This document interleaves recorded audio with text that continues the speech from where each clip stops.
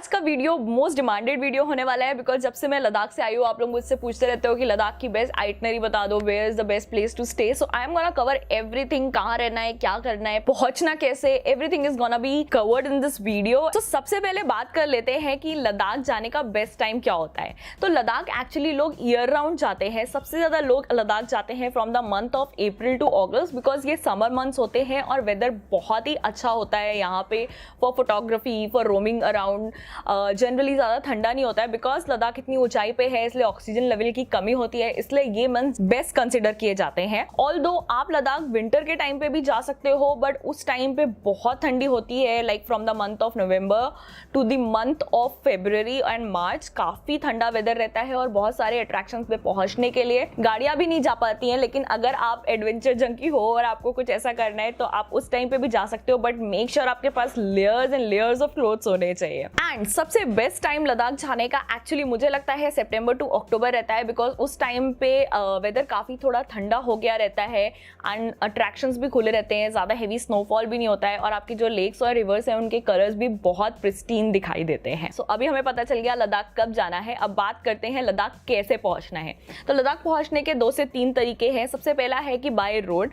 By road आप दिल्ली मनाली वाले root से जा सकते हो या फिर आप श्रीनगर में लैंड करके बाय श्रीनगर भी जा सकते हो। इन दैट केस आप थोड़ा श्रीनगर भी एक्सप्लोर कर सकते हो। दूसरा तरीका है बाय फ्लाइट जाने का। बाय फ्लाइट अगर आप जाते हो तो इंडिया में कहीं से भी लद्दाख में ले के लिए फ्लाइट जाती है। आप ले में लैंड करोगे, ले में रहना है आपको 1-2 दिन और फिर आप आगे एक्सप्लोर कर सकते हो। नाउ एक बहुत इंपॉर्टेंट बात, अगर आप बाय रोड जा रहे हो तो विंटर में थोड़ा प्रॉब्लम हो सकता है बिकॉज मनाली हाईवे या फिर श्रीनगर से जाने वाले रास्ते ठंडियों में बिकॉज ऑफ स्नो बंद हो सकते हैं। तो in that case I think flight would be your preferable choice. Now अभी मैं आपको जो बताने वाली हूँ बहुत बहुत इंपॉर्टेंट है। अगर आप लद्दाख पहुंच गए हो अभी तो आपको सबसे पहले एक्लिमेटाइज करना है, स्पेशली अगर आप सी लेवल पे जा रहे हो। जैसे हम लोग मुंबई से गए थे तो इट्स अ सी लेवल।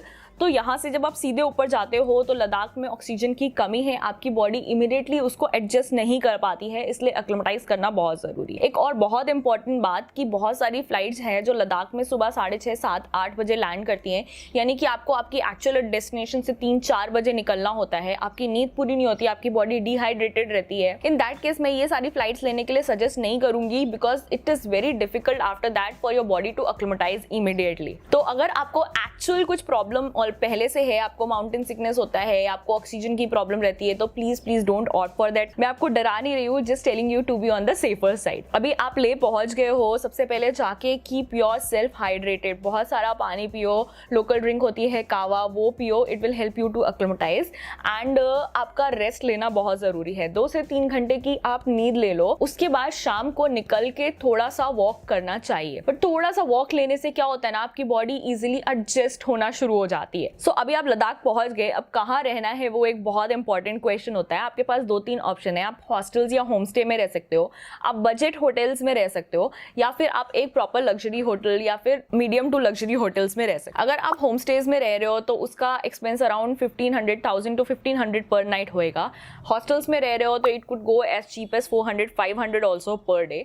अगर आप मीडियम लग्जरी होटल्स में रह रहे हो, प्रॉपर होटल्स में रह रहे हो तो आपका एक्सपेंस अप्रोक्सीमेटली 3000, 2500 to 3000 होगा। अगर आप बजट होटल्स में रह रहे हो तो it would be approximately 1500। May be जब आप बाहर जाओगे, नुब्रा में जाओगे या फिर आप पैंगोंग लिंक जाओगे तो वहां पर ज्यादातर आपको कैंप्स ही मिलेंगे। नुब्रा में कुछ होटल्स हैं but I think they are more expensive, so I would suggest you कि camps are good enough, you can easily stay in camps. मैं कहाँ पे रही थी उन जगहों के लिंक मैं डिस्क्रिप्शन में छोड़ दूंगी। मैं ले में 2 जगह रही थी, ले सिटी पैलेस में और दा मैत्रेया में। नुब्रा में मैं कैंप में रही थी, इको विलेज करके एक जगह थी, एंड पैंगोंग में we stayed in the attic world camp. So next question आता है हाउ टू रोम अराउंड। ना एक जगह से दूसरी जगह जाना बहुत सारा डिस्टेंस है तो बेस्ट ऑप्शन आपका कैब और टैक्सी ही है, जो कि एक इनोवा हायर कर सकते हो या जाइलो हायर करते हो, आपको कोई कार ही हायर करनी पड़ती है। इन दैट केस आप किसी भी लोकल एजेंट के पास, बहुत सारी लोकल एजेंसी है लद्दाख में, ले में, आप वहां पे जाके ये बुक कर सकते हो। जनरली अभी मैं ये नहीं बोलूंगी कि पर डे का आपको ये कॉस्ट पड़ेगा बिकॉज क्या होता है कि आप कहाँ जा रहे हो उसके हिसाब से आपको वो कॉस्ट पड़ता है। तो ओवरऑल कॉस्ट कितना होगा मैं आपको एंड में जब फाइनल बजट बताऊंगी तो आपको बता दूंगी कि अगर 7 से 8 दिन का आइटनरी है तो इतना आपको कॉस्ट लगेगा। Okay, so by the way, if you haven't subscribe to the channel, please subscribe and hit a like button अगर अब तक वीडियो अच्छा लगा हो। इन डिटेल आइटनरी में जाने से पहले मैं आपको ब्रीफ में बताती हूँ कि हमारा स्केड्यूल कैसा दिखता था। ले में हम दोपहर में 2-3 बजे के आसपास पहुंचे, तो हमारा फर्स्ट 2 डेज यानी कि फर्स्ट 2 नाइट्स जो स्टे था वो ले में था, and then 3rd day and 4th day हमारा स्टे जो था वो नुब्रा में था, यानी कि नुब्रा के हुंदर विलेज में था।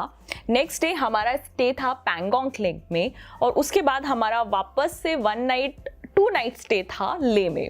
सो now let's get into a detailed itinerary. So सबसे पहले दिन जब आप पहुंच रहे हो, यू हैव टू रेस्ट, आप रेस्ट करो। उठने के बाद आप ले मार्केट में जाओ घूमने के लिए, जैसा कि हमने किया। ले मार्केट में ले पैलेस है, आप ले पैलेस में जा सकते हो। It is a 7 floor palace. सो आपका ऑक्सीजन लेवल और आपका स्टैमिना कितना परमिट कर रहा है फर्स्ट डे पे, उसके हिसाब से ऊपर जाना। बिल्कुल ऐसा शेरशाह बन के सबसे ऊपर मत पहुंच जाना, and roam around and come back. Now next day we decided to go to Lamayuru. Lamayuru is a beautiful place. उसके बारे में मैंने डिटेल में अपने वीडियो में बताया है उस जगह के, तो आप वो वीडियो देख सकते हो। It looks like a moon land. वहाँ पे जितनी भी माउंटेन्स हैं they look like a lunar surface, and वहाँ पे एक बहुत ब्यूटीफुल मोनेस्ट्री है। ये ट्रिप हमने डे ट्रिप में किया था। वहाँ से निकल के वापस आते समय हम 2 मोनेस्ट्री गए थे। एक हम गए थे Alchi monastery, Alchi gompa, and another one was Spituk monastery. ये हमारा रिटर्न में हमने कवर किया था। आप रिटर्न में ही जब आओगे तो सबसे पहले आपको लामायूरू के बाद आल्ची गोम्पा लगेगा, और उसके बाद स्पितुक मोनेस्ट्री लगेगा। उसके बाद आप संगम, जहाँ पे इंडस रिवर और जंस्कार रिवर मिलती है, वो पॉइंट पे जा सकते हो। वहाँ पे रिवर राफ्टिंग भी होती है, तो अगर आपको वो करनी है तो आप वो भी कर सकते हो। उसके बाद आपका गुरुद्वारा कवर कर सकते हो, हॉल ऑफ फेम कवर कर सकते हो, एंड मैग्नेटिक हिल करके एक छोटा सा पॉइंट आता है ऑन द वे, वो आप आपके ड्राइवर पे बोलोगे तो वो रास्ते में ही आता है, आपको दिखा देगा। वो कवर करके आप वापस अपने होटल आ सकते हो। तो ऐसे आपका 2nd डे फिनिश होता है। इस रात भी आप ले में रुकोगे, और नेक्स्ट डे मॉर्निंग, जो कि आपका टेक्निकली 3rd डे होगा लद्दाख में, आप फ्रॉम ले नुब्रा वैली के लिए, जहाँ पे हुंदर में जनरली लोग स्टे करते हैं, उसके लिए निकल जाओगे। नाउ अब जब आप ले से हुंदर के लिए जाते हो तो आपको रास्ते में खारदुंगला पास लगता है, which is considered to be the highest pass in the world. Although उसके अलावा बहुत सारे पास, हाईएस्ट पासेस हैं जहाँ पे नॉर्मल सिविलियंस का जाना अलाउड नहीं है, इसलिए this is only considered to be the highest pass as of now. Khardungla pass के लिए और नुब्रा वैली के लिए, दोनों के लिए आपको इनर लाइन परमिट्स लगते हैं। पास आपको 2 पॉइंट्स पे दिखाने पड़ते हैं। पहला होता है जो खारदुंगला के लिए है, जो खारदुंगला से जस्ट पहले लगता है, जिसको साउथ पुल्लू बोलते हैं, और ये जिसको नॉर्थ पुल्लू बोलते हैं। यहाँ पे हम आ गए हैं खारदुंगला पास के बाद। इसको क्रॉस करने के बाद आप दिस्कित मोनेस्ट्री में जा सकते हो, आपके रास्ते में ही पड़ेगी। It's a huge Maitreya Buddha statue, जो कि बहुत ब्यूटीफुल है। आधे 1 घंटे का स्टॉप है, डेफिनेटली ले लो। पास में उनका मोनेस्ट्री भी है, अगर आपके पास टाइम है तो वो भी विजिट कर सकते हो। अदरवाइज सिर्फ स्टैचू देखने के लिए भी बहुत ब्यूटीफुल है, वहाँ से व्यूज भी बहुत ब्यूटीफुल है। वो क्रॉस करने के बाद रास्ते में ATV राइड का ऑप्शन आता है, आप ATV राइड भी कर सकते हो। एंड एंड में आपका नुब्रा वैली आता है, जहाँ पे डबल हम कैमल का राइड करने का ऑप्शन मिलता है। सो मैं एक्चुअली एनिमल्स राइड करने में बिलीव नहीं करती हूँ, तो मैंने नहीं किया। इनफैक्ट वो जो लैंडस्केप है, desert in the amidst of all such a cold weather, वो देखने में ही अलग मजा आता है। और वहाँ पे आप जब तक पहुंचोगे तब तक सनसेट हो रहा होगा। उसके बाद आप हुंदर में जाके आपके टेंट में, आपके कैंप में रेस्ट कर सकते हो। सो नेक्स्ट डे हम गए थे Turtuk village from Nubra valley itself. Turtuk village is the 3rd last village. Actually 1971 की वॉर में ये विलेज जो था पाकिस्तान से इंडिया का हिस्सा बन गया। इस पे मैंने एक कंप्लीट वीडियो बनाया है, आप वो देख सकते हो। It's a beautiful place to visit. It was the 3rd last village. Thang करके एक जगह है जो कि लास्ट विलेज है। It also has the same story. अभी वो विलेज भी टूरिज्म के लिए खुल गया है, तो अगर आप वहाँ जाना चाहते हो तो आप वहाँ भी जा सकते हो। अगर आपको तुर्तुक विलेज नहीं जाना है तो आप ये कंप्लीटली स्किप कर सकते हो। हम तुर्तुक विलेज से वापस हुंदर आए सेम कैंप में and stayed there for 2 days. Next day morning हम उठे और नेक्स्ट डे मॉर्निंग हम निकल गए पैंगोंग के लिए। पैंगोंग लेक का रास्ता अराउंड 4 से 5 और 6 घंटा हो सकता है from Hunder, depending on the route. Also वहाँ से जल्दी निकलना इंपॉर्टेंट है, बिकॉज एक फ्लो ऑफ वाटर आता है जो कि टाइम के साथ, दिन के साथ बढ़ता जाता है। बिकॉज सन जब आता है तो ग्लेशियर्स मेल्ट होने लगते हैं, इसलिए सुबह जल्दी निकलना, जल्दी मीन्स 6-7 बजे नहीं, लेकिन 8:30-9 बजे तक निकलना बहुत इंपॉर्टेंट है। आप 9 बजे निकलोगे तो आप 1-2 बजे तक पैंगोंग लेक पहुँच जाओगे, तो आपको वहाँ पे इवनिंग भी इंजॉय करना करने को मिलेगा. Also it is very important for you to reach Pangong lake when the sunlight is there, because जो पैंगोंग लेक का प्रिस्टीन ब्लू कलर होता है ना, वो सनलाइट में ही सबसे ज़्यादा ब्यूटीफुल दिखता है. वो कलर अदरवाइज उतना अच्छा आता नहीं है. Specially if you want to click photographs and all, वो ब्लू कलर आपको ब्राइट सनलाइट में ही बेस्ट आएगा. तो आई वुड एडवाइस यू कि आप 2-3 बजे पहुंच जाओ और वो सारा टाइम वहाँ पे इवनिंग का एंजॉय करो. बिकॉज एनीवे 5:30 बजे के बाद 6 बजे के बाद ना बहुत ठंडी हवाएं चलने लगती हैं, तो आप वहाँ पे लेक के साइड में ज़्यादा देर रह ही नहीं पाओगे. You have to come back to your tent. So next day morning में आपके पास 2 ऑप्शंस है. But before discussing those options, morning में उठ के 8-8:30 बजे ब्रेकफास्ट करके वापस से पैंगोंग लेक पे ज़रूर जाओ. बिकॉज शाम को जब आप आते हो ना तो प्रिस्टीन ब्लू कलर दिखाई देता है, पर मॉर्निंग में the lake changes it colours. Like मैंने तो जो एक्सपीरियंस किया था वो मुझे शाम को चेंजिंग कलर्स नहीं दिखाई दिए. जो कलर्स मुझे मॉर्निंग में दिखाई दिए, oh my god, I was just blown away with the way the lake was changing its colours. So and otherwise also यार, इतना दूर आए हो, कब आओगे लेक पे? तो शाम को जाने के बाद एक आधा पौन घंटे के लिए सुबह भी ज़रूर जाओ, so that you can have your heart full with that. Now आपके 2 ऑप्शन क्या है? हमने आपके पास एक ऑप्शन है सोमोरिरी करके एक दूसरा लेक है जो वहाँ से काफ़ी दूर है. I think it is around 240 kilometre something from Pangong lake, और आप यहाँ से वहाँ जा सकते हो. नाउ पैंगोंग लेक से सोमोरिरी जाने का रास्ता बहुत ही डेजर्टेड है. You have to reach there in sunlight. Also आपको रास्ते में कोई नहीं मिलता है. Make sure your vehicle has full petrol and the driver is good and everything, because अगर आप कहीं पे फंस गए तो कोई छुड़ाने वाला नहीं होगा. मैं डरा नहीं रही हूँ, बट थोड़ा डिफिकल्ट हो जाता है बिकॉज आपको नेटवर्क भी नहीं आता है. ओके, तो आप सोमोरिरी जा सकते हो, वहाँ पे जाके 1 और 2 नाइट स्टे कर सकते हो. अगर आप सोमोरिरी नहीं जा रहे हो तो आप पैंगोंग लेक से निकल के डायरेक्टली ले आ सकते हो. On the way from Pangong lake to Leh Changla pass लगता है, it is a 3rd highest motorable road. Now one more thing, as soon as you pass Changla pass, road थोड़ी ख़राब हो जाती है और रास्ता आपको बहुत लंबा फील होगा बिकॉज रोड अच्छी नहीं है. लेकिन बाद में व्यूज़ अच्छे हैं, लेकिन बीच में रोड अच्छी नहीं है, तो आप बहुत थक जाते हो. तो आई वुड सजेस्ट यू कि रिटर्निंग में आपकी आइटनरी में आपको मे बी आपके ट्रैवल एजेंट बोलेंगे कि Hemis monastery, Thiksey monastery cover कर लो.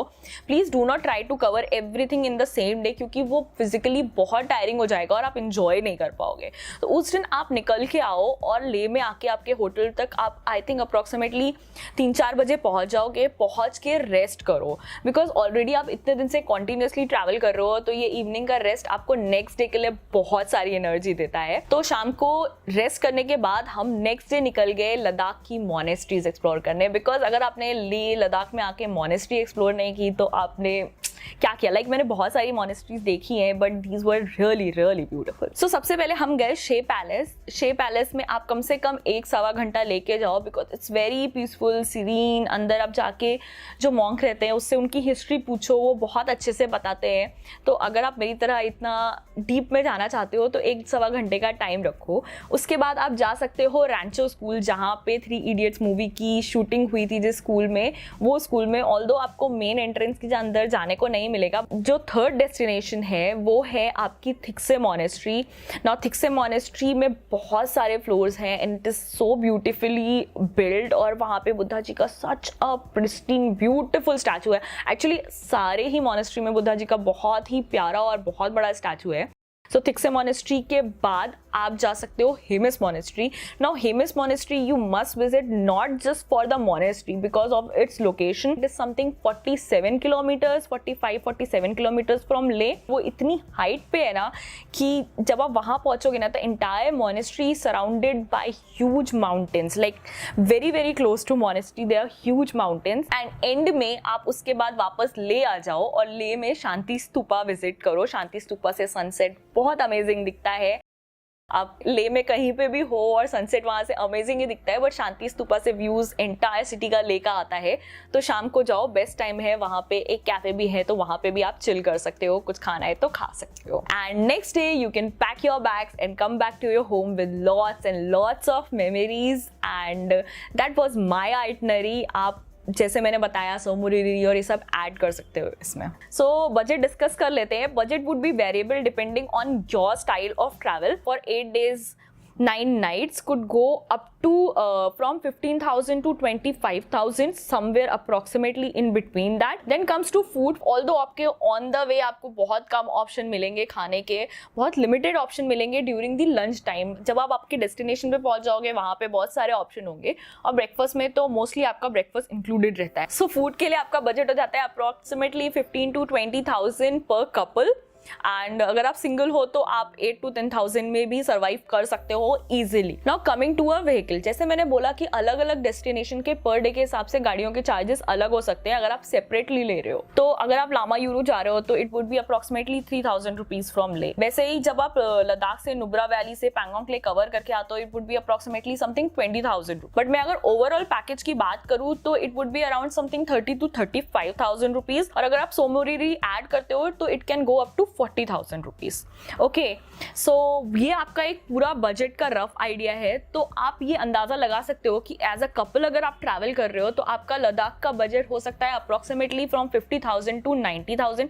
अगर आप सोलो ट्रैवल कर रहे हो तो it can be around from 50,000 to 60,000, 40,000 to 60,000 approximately. Some important tips कि अगर लोग आपको बोलेंगे कि ऑक्सीजन सिलेंडर्स ले लो, ये सब ले लो, ये सब लेने की जरूरत नहीं है, क्योंकि नहीं लगता है अनटिल एंड अनलेस जानबूझ के कुछ ऐसा करो कि आपको प्रॉब्लम क्रिएट हो. लाइक खारदुंगला पास पे 15-20 मिनट से ज्यादा ऊपर मत रहो, वहां पे ऑक्सीजन की कमी होती है. पैंगोंग लेक में अगर आपको थोड़ा दिक्कत हो रहा है तो आप रिसेप्शन पे बोलो, वो डायमॉक्स देंगे आपको. वैसे जनरली अगर आप टाइमली आपके रूम में चले गए हो तो आपको प्रॉब्लम नहीं होएगा. और कुछ अनशंट मत खाओ, ज्यादा फूड के साथ एक्सपेरिमेंट मत करो, बिकॉज रास्ता बहुत घाट होके जाता है. तो जिन लोगों को माउंटेन सिकनेस की बेसिकली प्रॉब्लम है, you need to be little careful. Otherwise डरने जैसा कुछ नहीं है. Have a great trip ahead. Until next time guys, take care, bye bye.